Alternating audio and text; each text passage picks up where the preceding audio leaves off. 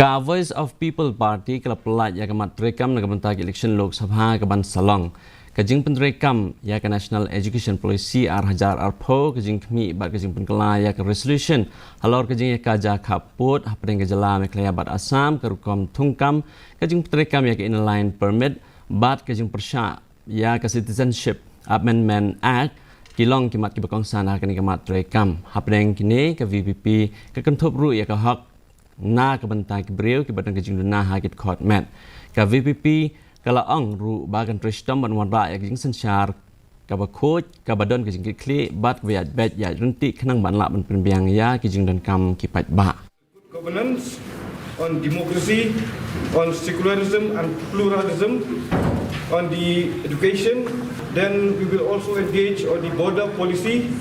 and the power sector. Then we will oppose the Uniform Civil Code introduced by the BJP government. Then we will press for the inclusion of the Khasi language in the 8th schedule.